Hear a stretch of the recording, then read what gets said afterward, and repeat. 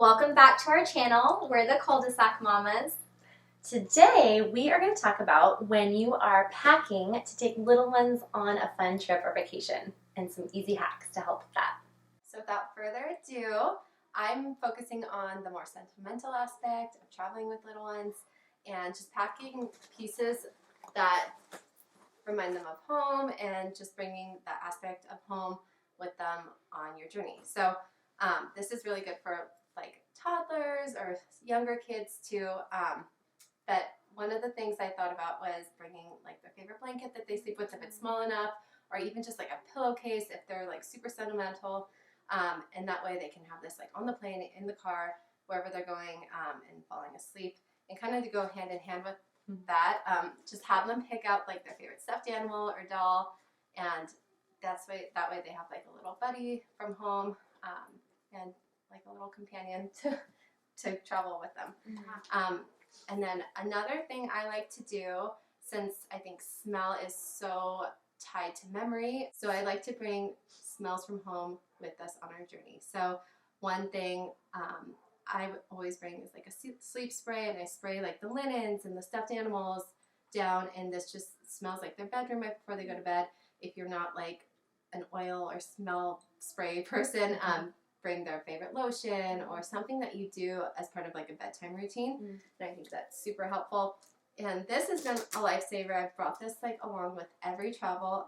Just a little sound machine. I just take this out. This guy doesn't even come with us. So I just bring this little sound machine, and you can just buy one super cheap on Amazon. But you never know who your neighbors are going to be, or you're traveling in a hotel or city. a city, so or true. in somebody's house you're staying in.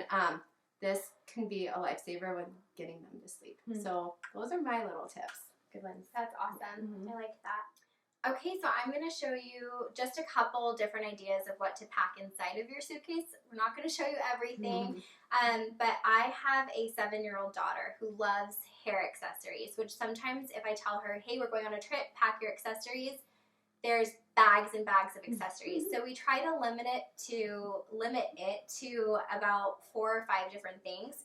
And one thing I do, which makes it really helpful, is just let them pick out accessories that'll match everything that they're packing with them. So we usually will pack maybe like 2 scrunchies or 2 headbands that are neutral, and she can pick whatever outfit she wants in the suitcase that day and pick out her own accessory, and I know that it's going to coordinate. So that kind of limits how much stuff you're going to bring. A second thing is we love to travel tropical, so I think I made this mistake once, and I'll never do it again. I brought 1 bathing suit, even if I think it was a couple-day trip, but always bring 2 bathing suits, because if you go out to the ocean one day and you wash it and you hang it the next morning, it's probably still cold and wet. So have a backup bathing suit for your kids. And then the last thing that I wanted to suggest was it's always fun, especially if they're younger, for them to feel very independent. So we always bring a little purse, or if you have a boy, a little backpack that they can bring their own 1 or 2 toys. So throughout the day, if you're going on a bus ride or you have a tour that they might not be that interested, or even out to dinner, you can have them pack their own little, whether it be a couple snacks or just a few toys in their bags, or really cool ideas that Rose has for us.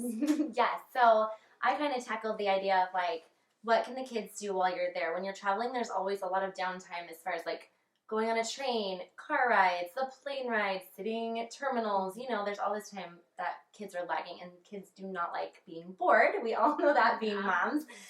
So one thing I really like my daughter to do is to do a travel journal. She started this one when we took our trip to New York, and she literally every day wrote what we saw at the end of the day, or if we were in a long cab ride, she would just be like, okay, what did we do yesterday? I need to catch up, and she loved it. Obviously, not every kid's gonna probably, love it a ton, but it doesn't have to be writing. It could just be their favorite memory of the day. Draw a picture of the starfish you saw, or draw a picture of the stars you looked at when you were star watching, so you can do anything with this. And I feel like a notebook and a fresh thing of crayons or markers or colored pencils gets kids so excited when it's Yeah. brand new for them. So my daughter takes her travel journal with her every time we go anywhere, and she loves it. The other thing that I just got for her for our upcoming trip that we're taking is a little, just like a click or a shoot and click. What are these called? Point and click, point and shoot. I don't even know. Yeah. Just like a little digital camera. Nothing expensive. What I really love about having her have a camera is that we get to actually just see the trip through her eyes. And so when we make our photo albums or whatever, she's going to have so many thoughts and ideas and expressions that I probably never even saw on our trip, which I think is really neat and makes it more memorable for everyone. So another thing we like to do is wherever we are, we love nature, our family. I think all of us really do. We like to collect something from that place. Now, we're not going into a national park and like getting a bunch of boulders and being rude. We're not going to do that. But if we go to a special beach, or if we go to a forest somewhere, or if we're in like a botanical garden or whatever, you can take little bits of nature and take them home with you and make something memorable out of them. And this is something you can do on your trip even. So it's an activity for your kids, but it also is something to bring home as a souvenir that's totally free. So like my daughter picked up this at the beach and she painted a flamingo on it. And then she wrote on the back, like, where we were when we did this and where she saw the flamingo, which is just such a fun idea and something that we can keep even in our yard, like a rock garden or whatever. And we have shells from different places we've visited. Another fun thing to do is, like, pressing flowers. So it's not in this journal, but another one of her journals, she has different flowers that she's found on a nature walk or something, and she's pressed them in here. And so then they have flowers from the nature walk that she wrote about. So it's just really fun ways, really like fun, cheap ways to incorporate memories and activities for your kids without spending a ton of money and with keeping them entertained and not bored, which I think is really important. All right, so thank you for watching. I hope you enjoyed all these suggestions. And if you have any more advice, just comment below and be sure to like and subscribe. And we'll see you next time. Bye. Bye.